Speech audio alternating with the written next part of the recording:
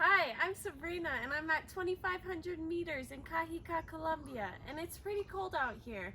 And I'm wondering, how are bees keeping warm in this temperature? Let's catch some and find out.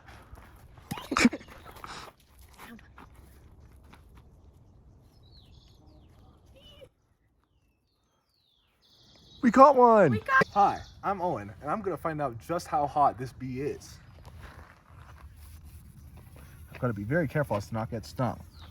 But what I will end up doing is stinging the bee itself with a needle thermocouple or thermometer.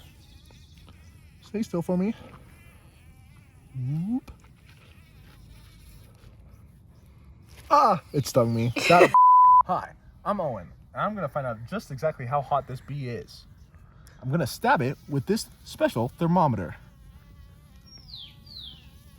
If I can get it through the thorax. Come on. It won't do it. 3 days later. Hi, I'm Owen, and we're about to find out just how hot this bee is. First, I'm gonna stab it with this special thermometer so that it goes into its thorax. Looks like we're reading 35 degrees Celsius. That's a hot bee. That is for sure a hot bee. Its abdomen is reading about 24 degrees Celsius. Now let's check the air temperature in which we caught it. It's about 17 degrees Celsius here, which means that this bee is about 13 degrees hotter than its surrounding air temperature. Now that's interesting. Let's enter. Hey Sabrina, Hey Owen, my bee looks a little different than yours. you're right. Mine looks black and yours has stripes. Mine has yellow stripes.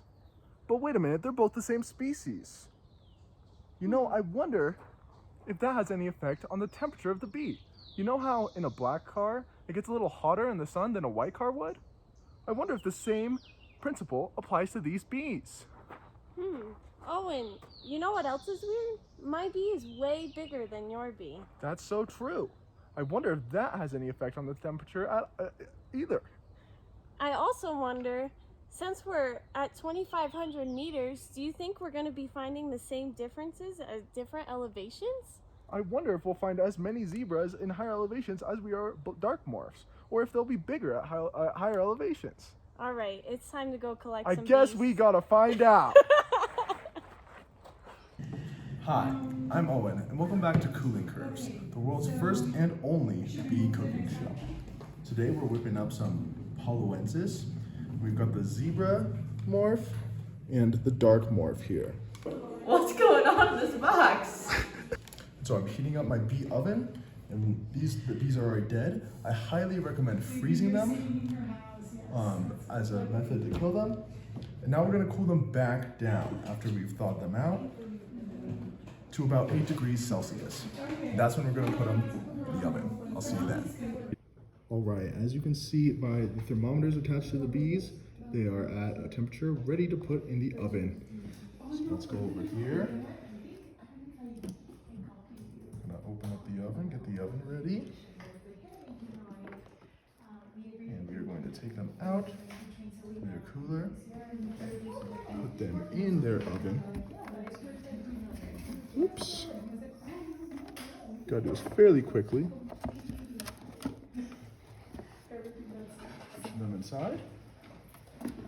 Now press start on the timer. And we are ready to go. All right, that's it. All right, guys, it's been 20 minutes. What's in the box? And look at these delicious bees. They've been cooked to perfection. And you know what? Look at all this juicy data. We're gonna be able to get a cooling constant from this, and it's gonna be delicious. Tune in next week for my signature tea. One eternity later. All right, folks, we're back.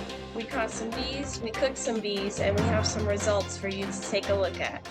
So, when we were looking at thorax color in my good friend Bombus paloensis, we found that in males, there was more zebra morphs at higher elevations than dark morphs, and for females, there is no difference in the frequency of morphs at different elevations. And we wanted to really push ourselves here, so we also looked at another polymorphic bee species, and these are all of their colors. And for Tigate aethiops, we found an opposite trend. The males had no difference in the frequency of their different morphs at different elevations. And for females, we found more black morphs at higher elevations. And then when we looked at body size in Bombus paloensis, we found that in males, there was a decrease in body size with an increase in elevation. This is kind of making me think here, and I think that when bombus males are larvae and at higher elevations there's less resources, they're getting fed less, so their body size is getting smaller at higher elevations. In females, we found no correlation between body size and elevational changes. And then in Tigate aethiops, our newly introduced bee for this series, we found that in males, their body size is increasing with increasing elevation, and for females, no correlation. Now, what this is telling me is that male Tigate, they're solitary bees. They have to forage longer, they have to search for mates longer, they can't aggregate at the front of a nest to find a mate.